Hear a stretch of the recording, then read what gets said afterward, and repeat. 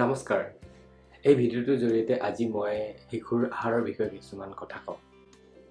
6 মাহৰ পিছত দিবলগীয়া উপৰুৱা খাদ্য কেনেধৰণৰ হ'ব লাগে? 6 মাহৰ পিছত যিবোৰ উপৰুৱা খাদ্য শিশুক দিয়া হয় সেইবোৰক কমপ্লিমেণ্টাৰী ফিডিং বুলি কোৱা হয়। এই খাদ্য সময় উপযোগী হ'ব লাগে। লগতে আমি বিভিন্ন ধৰণৰ খাদ্য দিব লাগে। অকল এটা ধৰণৰ খাদ্য দি থাকিব নালাগে। বিভিন্ন ধৰণৰ খাদ্য ট্ৰাই কৰি থাকিব লাগে। কিছুদিনৰ মূৰে মূৰে একোটা নতুন খাদ্য দিবলৈ যত্ন কৰিব লাগে, যাতে শিশুটো বিভিন্ন ধৰণৰ খাদ্যৰ প্ৰতি চিনাকি হয়।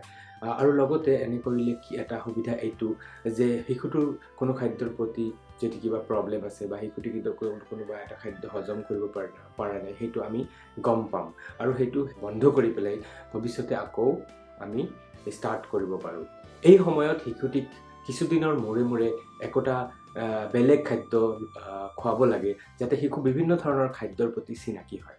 এনে কৰিলে আৰু এটা উপকাৰ এয়া যে শিশুটি যদি কোনো খাদ্যৰ পৰা কিবা অপকাৰ হৈছে সেইটো আমি গম পাওঁ আৰু দৰকাৰ হ'লে আমি সেই খাদ্যটো বন্ধ কৰিব পাৰোঁ।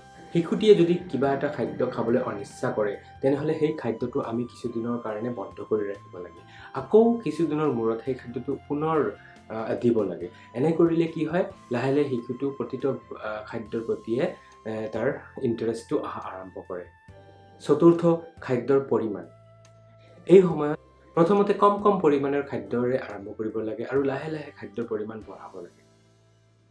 একদম প্ৰথমতে দিনত 2 বাৰ খুৱাব লাগে আৰু মাকৰ গাখীৰ খোৱাটো কণ্টিনিউ কৰি ৰাখিব লাগে। শিশুটিক খাদ্য চুবলৈ দিব লাগে আৰু শিশুটিক নিজে খাদ্য খাবৰ কাৰণে উদগনি দিব লাগে। আৰু পাৰিলে 1 বছৰ বয়সৰ পিছত শিশুটিয়ে নিজে হাতেৰে বা চামুচেৰে খাব পৰা হৈ যায়। শিশুৰ খাদ্য একেটা বৰ্তনতে নলৈ বেলেগ বেলেগ বৰ্তনত ল'ব লাগে, যে তেতিয়াহ'লে কি হয়, শিশুৱে কিমানখিনি খাদ্য গ্ৰহণ কৰে সেইটোৰ পৰিমাণ আমি সঠিকভাৱে নিৰ্ণয় কৰিব পাৰিম। 6 মাহ হোৱাৰ পিছত শিশুক গোটা আহাৰ প্ৰথমে 1 বা 2 বাৰ দিব লাগে। 6 মাহৰ পৰা 8 মাহৰ ভিতৰত শিশুটিক 2 বাৰৰ পৰা 3 বাৰ গোটা আহাৰ দিব পাৰি।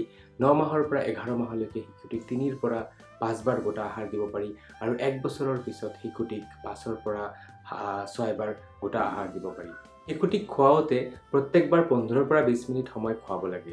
শিশুটিয়ে যদি খাবলৈ ইচ্ছা কৰা নাই, তেনেহ'লে শিশুটিক খোৱা বন্ধ কৰি দিব লাগে। শিশুক কেতিয়াও জোৰকৈ খুৱাব নালাগে। শিশুক খুৱাওঁতে খাদ্যৰ পৰিমাণ প্ৰথমে অলপ কমকেই ল'ব লাগে আৰু শিশুটিক আকৌ খোজাৰ কাৰণে উদগনি জনাব লাগে। শিশুটিক খোজাৰ চান্স দিব লাগে।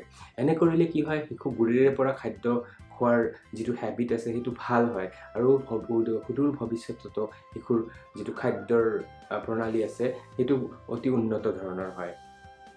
6 মাহ বয়সত প্ৰথমে আৰম্ভ কৰিব পৰা খাদ্য হৈছে চুজি বা অখোৱা চাউলৰ গুড়ি।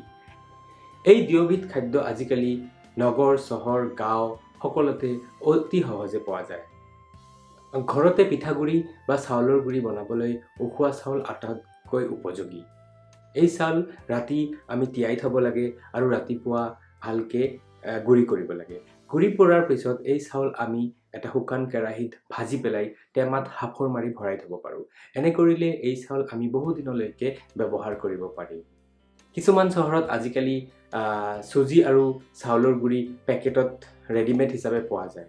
চুজি লওঁতে এটা বস্তুৰ সাৱধান থাকিব লাগে যে বজাৰত খোলা চুজিত কেতিয়াবা পোক পোৱা যায় বা কেতিয়াবা বালি মিহলি থাকে। সেইকাৰণে এই চুজি ভালদৰে চালনীৰে চালি ল'ব লাগে আৰু তাৰপিছত শুকান কেৰাহীত অকণমান ভাজি পেলাই টেমাত সাঁফৰ মাৰি থ'ব লাগে। তেতিয়াহ'লে এই চুজি বহুদিনলৈকে ব্যৱহাৰ কৰিব পাৰিব আৰু লগতে তাতে পোকো নধৰে।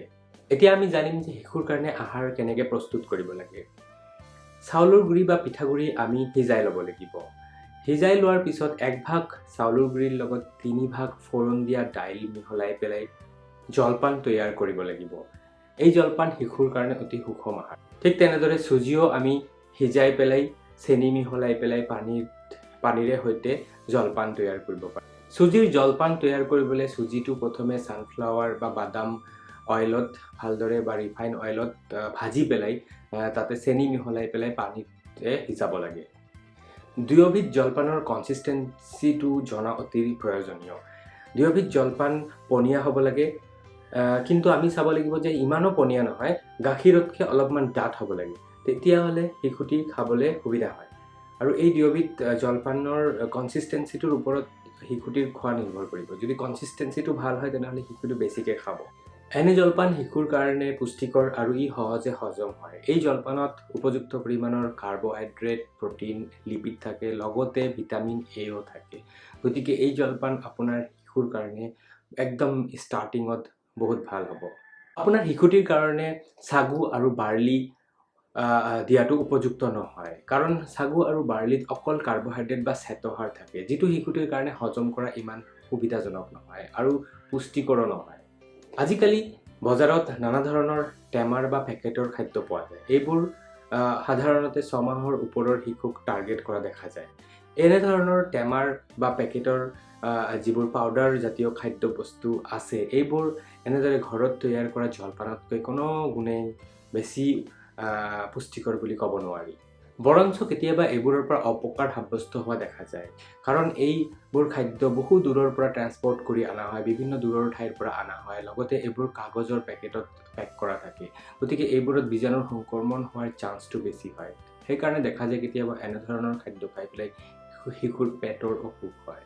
তদুপৰি এনে খাদ্যৰ ঘনত্ব আৰু সোৱাদটো একেধৰণেৰে হয়, ফলত শিশুৰ বিভিন্ন ধৰণৰ খাদ্যৰ প্ৰতি যিটো চিনাকি হ'ব লাগে সেইটো হোৱাত বাধা পায়।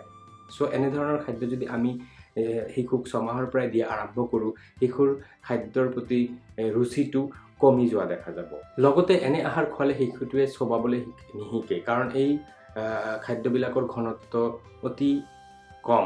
আচলতে শিশুক 6 মাহৰ পিছৰে পৰাই বিভিন্ন ধৰণৰ খাদ্যৰ লগত চিনাকি কৰাব লাগে, বিভিন্ন ধৰণৰ টেষ্ট ডেভেলপমেণ্ট কৰিব লাগে আৰু খাদ্যৰ ঘনত্বটো প্ৰথমৰ পৰাই গ্ৰেজুৱেলি বঢ়াই থাকিব লাগে আৰু শিশুটিক বিভিন্ন ধৰণৰ খাদ্যবস্তু খাবলৈ এনকাৰেজ কৰিব লাগে। এনেকুৱা কৰিলে কি হ'ব, শিশুটি বিভিন্ন ধৰণৰ গোটা খাদ্য খাবলৈ ৰুচিজনিত গোটা খাদ্যবোৰ অতি ইজিলি খাব পৰা হ'ব আৰু লাহে লাহে এবছৰ হওঁতে শিশুৱে ঘৰত যিবোৰ খাদ্য বনোৱা হয় সেইবোৰ বস্তুৱে প্ৰাপ্তবয়স্ক মানুহৰ নিচিনাকেই খাব পৰা হ'ব।